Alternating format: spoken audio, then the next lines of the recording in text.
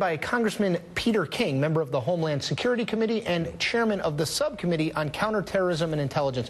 Congressman, I want to jump right in where Richard left off. Iraq and ISIS, more generally, counterterrorism officials have told NBC News there is a threat to American interests is, quote, very high. We're seeing increased security at select airports for flights arriving in the United States from international locales. How concerned are you about this?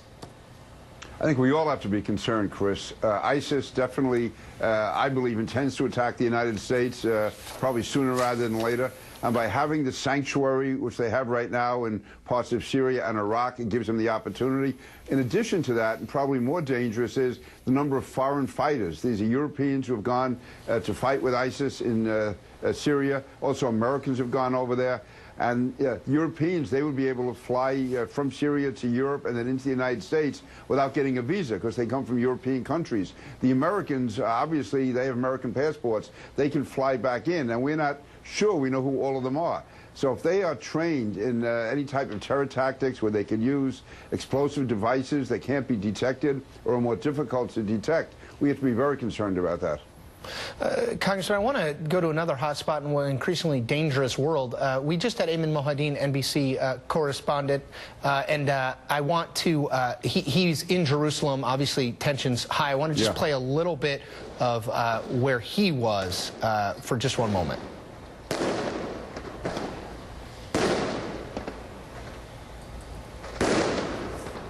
So what we're seeing there is clashes between the Israeli police and Palestinians. Congressman, we have the death of a Palestinian teenager, obviously the recent deaths of 3 Israeli teenagers. Where do we go from here? In what role? Secretary of State Kerry has put out a statement condemning and mourning the death of the Palestinian teenager. Where do we go here in a situation that looks like it's getting worse, not better?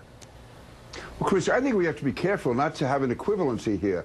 I mean, the 3 Israelis were kidnapped. There was obviously either collusion or condoning by Hamas, and they are part of the government. Whatever happened to that Palestinian teenager is terrible, but in no way was the Israeli government involved, and they've condemned it.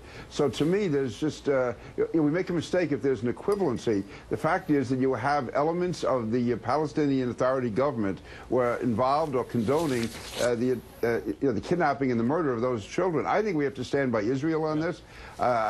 That's our ally. They're the ones who are suffering here, and obviously no one wants this to turn into a conflagration, but I think that it's important that Israel has to define its own security, and we should not be standing in the way of that. Congressman, I want to close on this, which is also breaking news today. Ahmed Abu Khattala, excuse me, get the name right, at a hearing, a detention hearing this morning, to the surprise of, I think, very few people. He will remain detained. I want to talk to you. Pete Williams reported earlier on the show that we got the first indication of what we suspected, that Khattala had been cooperating in terms of details of the attack and that sort of thing. Do you think the government has, to this point, handled his interrogation properly, and what do you think is the most important factor going forward in this case? Chris, you know, we don't know. I believe that he should be interrogated as long as we had to interrogate him, as long as information could be coming out. I mean, I would have preferred to go to Guantanamo. I know that's not going to happen. But I think the FBI interrogated should have been given as much time as they thought was necessary. And I don't know yet if that was the case. I don't think we have to worry about Miranda warnings here, because all Miranda would mean is that you couldn't use that evidence against him in a trial. I'm more concerned about getting the intelligence out. So if it turns out that we interrogated him as long as the FBI thought was necessary, then that's fine. But if we cut it short, as was done, like, for instance, at the Boston Marathon interrogation, then I think we made a big mistake. It's most important that we get all the intelligence out that we can, and I have a lot of faith in these FBI interrogators. If they feel they got it all, that's fine. But if in any way it was cut short, then I think we have to find out, you know, what we do in the future. And briefly, is there a role for Congress in finding that out? Yes, on the intelligence, I'm on the Intelligence Committee, and I certainly would be asking that the FBI come in and give us the details of the interrogation, how far it went, if it could have gone further, or if they feel that they had sufficient time to get all the information they need, not just for the purpose of a conviction. To me, that's almost a side issue here.